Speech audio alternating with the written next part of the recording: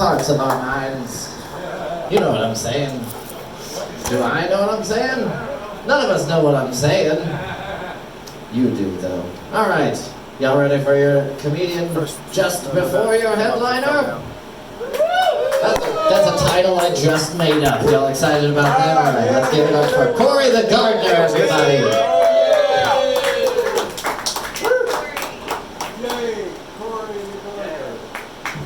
A lot of places call that a feature, but I understand Moira does not want to reward me for my tardiness. I've been very bad. Hit me with the stick.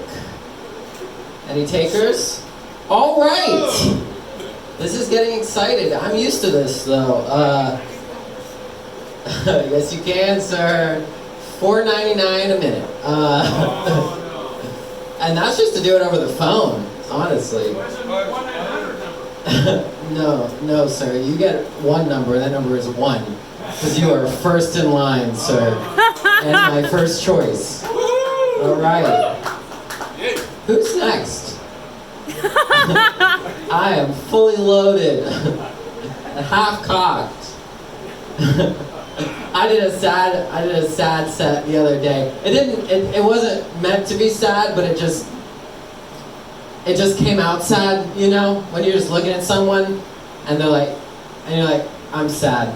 But I did this one joke. I wanted to talk about my sexuality, you know, but I don't have a lot to say. Cause like, sure, I have a penis, but it's just like not a very big part of me. You know what I mean? It's just, I was in a polyamorous relationship last year.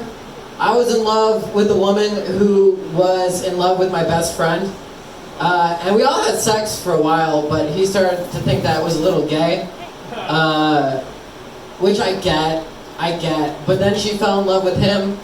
And I encouraged it, you know? He broke up with her because he didn't want to come between us. And she was just sobbing. And I was holding her and I was like, baby, there will be other men. She was stuck on him, you know? But she moved out of my house. I try to start doing nice things for people. So this Christmas I gave this guy a ride. He seemed really nice, you know, very friendly, very chill, very mellow. I found out later, about the time they were taking me to jail, that what made him so relaxed was the 5 pounds of pot that he carried with him wherever he went. Whoa. The last thing he said to me before he was led out of the jail and I was left to stay there was, "This was gonna go very well for me," he said. "My dad knows the DA." And I said, "That is so good for you." The police officer, I was trying to reason with him. I was like, "Come on, officer, like, what am I supposed to do in this situation?" And he's like, "Well, you know you gotta check everyone's bag when they get in your car." And I was like, "No, I didn't know that." And he was like, "Well, no, everyone who gets in my car, I check their bag." And I was like, "Sure, officer." And he was like, "Mom gets in the car, I search her bag. Little brother gets in the car, search his bag. Little niece, search their bag. Baby gets in, I search the diaper bag. If I go drive my mom's car, I search that car first." And I was like, "Yeah, you're a vice cop." And he was like, "I love searching bags! I love searching bags!" It was hard to calm him down, honestly. I got through that, and I got a job, which was just a drag, you know, because I feel the same way about getting a job as most people feel about doing heroin, you know? Like, sure, I've done it, but like, I don't understand why everyone is doing it, you know? Like, it's just sweeping the nation. I'm like, opt out, you know what I'm saying?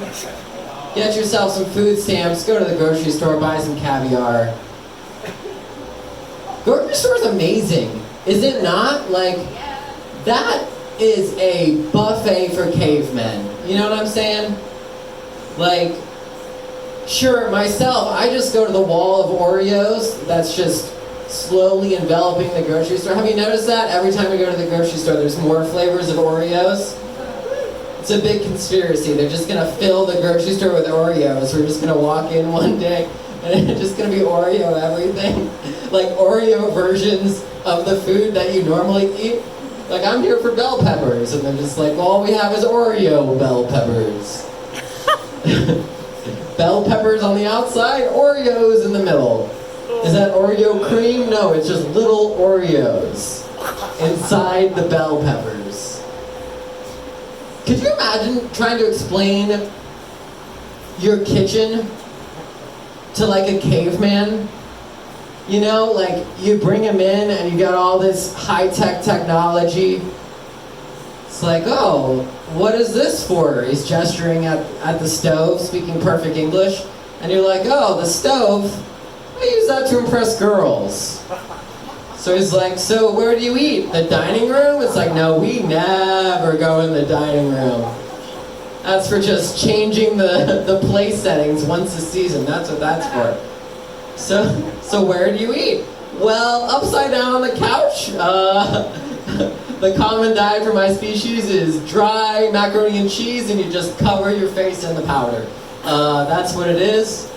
Thank you for everything you've done, cave person.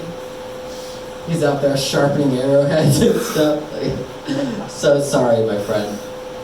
All right, y'all, that's been enough grocery store related riffing. Let's get back onto your stage. The very funny Oreo For the gardener, everybody, give it up!